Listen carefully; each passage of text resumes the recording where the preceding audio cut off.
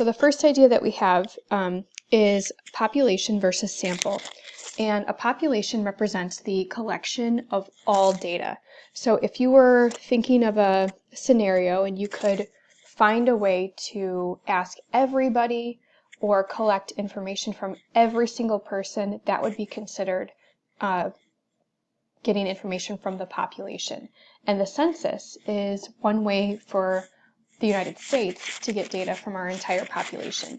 And we can break down that data into demographic information, but it really does represent data from everybody.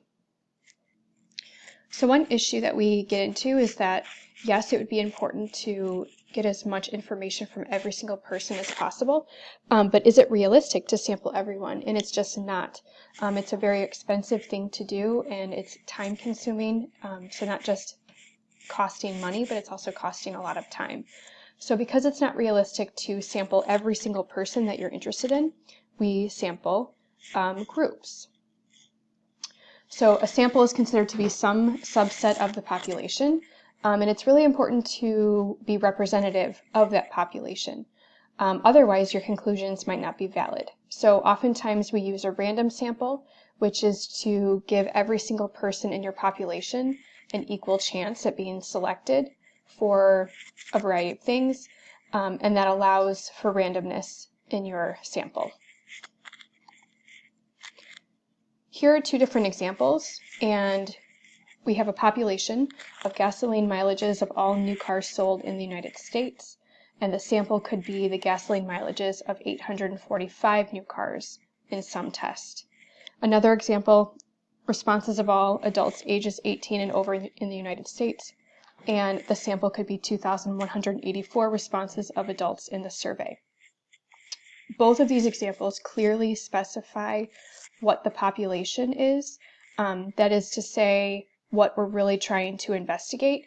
And yes, we look at a smaller group for each of them, and that represents the sample, but that sample is giving us some larger information about the population.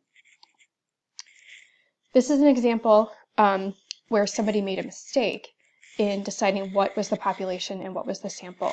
So a survey of 1,270 high school students found that 965 students felt added stress because of their workload. Describe and correct the error in identifying the population and the sample. The population consists of all the students in the high school. The sample consists of the 965 students who felt added stress. So the survey itself was of 1,270 high school students. And in that survey, 965 felt added stress. None of this text tells us how many students are in the high school, so it leads me to believe that the population of the high school is actually bigger than 1,270 students. And the sample consists of 1,270 students. It's just that the 965 of them felt the added stress, but 1,270 were asked. So here's a question for you. The college degrees of every employee at a particular hospital. Could that be considered a population or a sample? When I read that text one more time in my head, I see the word every, and so because every is there, I might think that that's an indication that this is coming from a population. But I also see the word particular, which means that it could come from it's definitely coming from one hospital, and so maybe that could be a sample. So this illustrates the need to be really specific. I think somebody needs to tell us if this is a population or a sample, because really you could be investigating one hospital and trying to understand the college degrees from that one hospital. You might also be trying to figure out information about all hospital workers or all employees of hospitals in the entire United States, and you're using one hospital to get that information. So I think it's extremely important in statistics that you clearly explain what your population is that you're trying to investigate, and just be really clear with the type of sample that you're going to take. This next activity is an exercise in sampling, and it helps us understand the importance of sampling and how we need to do it correctly.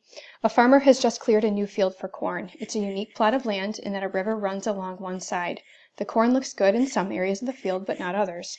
The farmer is not sure that harvesting the field is worth the expense. He has decided to harvest 10 plots, and each square is a plot, and use this information to estimate the total yield. Based on this estimate, he will decide whether to harvest the remaining plots.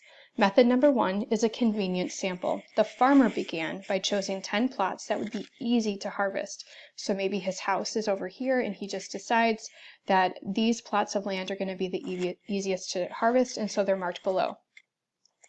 Since then, the farmer has had second thoughts about the selection and has decided to come to you, knowing that you are a statistics superstar, somewhat knowledgeable, but far cheaper than a professional statistician, to determine the approximate yield of the field. You will still be allowed to pick 10 plots to harvest early. Your job is to determine which of the following methods is the best one to use and to decide if this is an improvement over the farmer's original plan. So method number 2 is a simple random sample. Use your calculator or a random number table to choose 10 plots to harvest. So if you're interested in doing this on your calculator, this is what you can type in, randint from 0 to 99, and that would be a random number generator. So knowing that this is 0 and we're going all the way to 99, we can figure out what squares the farmer would use in his sample. For example, if the number 22 showed up on our random sample, I would mark an X right here, and I will randomly assign other values. After randomly figuring out the other plots, this is what we came up with. And notice that they're just kind of spread out all over the farm. There's other methods in sampling. Don't worry so much about the name, worry more about the process here. So this is a vertical strata, which means that you're dividing the farm into columns, and then you're going to randomly pick one from every single column. So within this column, I randomly pick a number, and that number is going to be 1. I'm going to do that for the remainder of the columns. So this time, this is what the field would look like if I sample using vertical strata. The next method is using horizontal strata. So that's dividing your farm into rows and then randomly selecting one from every single row.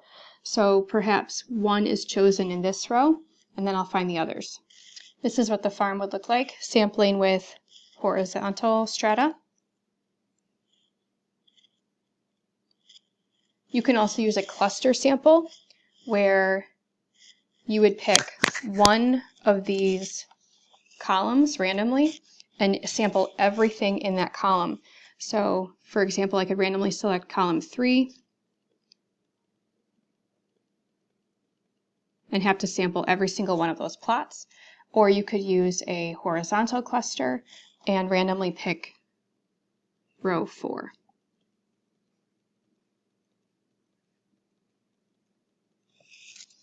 So this is 6 different ways that you, and there's others too, but this is 6 interesting ways to sample the farm. And now we know the information that actually comes out of the farm. So below is a grid with the yield per plot. Estimate the average yield per plot based on each of the 4 sampling techniques, and actually 5 sampling techniques, and combine your 10 sample results for each method to estimate the yield of the entire field. So we have all of these. I've already calculated the convenience one to be 15.5. So for example, in our convenience one, it was using all of these and all of these values. So I would add those up and divide by 10. So I'm going to do the same thing for all of these samples, and I will put the mean right here. So here's what I got for the average under the different sampling methods. Notice that as you look at the entire field, there are some really low yields and there are some really high yields. And that's because this is actually a river. And so this activity illustrates the importance of sampling. It really, really matters how you sample. Convenience is totally easy. That's why the word is used as the name of the sampling method. But it's not always the best to represent the entire population, which represents this farm. Simple random sampling is going to be your best bet because it allows for every single one of these plots to have an equal weight. And so perhaps some of these plots over here by the river would be offset by some of these plots if they were randomly selected by the ones that are furthest away. The issue with some of these other methods is that you could get a cluster of vertical plots right here, and so you'd think that your yield is actually much, much, much higher than it is. Or your yield could be all the way over here, and you could estimate that your yield would be much lower than it actually is. And so all of these estimations will have implications for money a lot of times, or decisions that people make. So that's why it's important to really sample in the best way that you can that will represent all of the different aspects in your population, and simple random sampling is going to be the easiest way to do that, unless you have more information, and that's called adaptive sampling, but that doesn't happen until in other courses.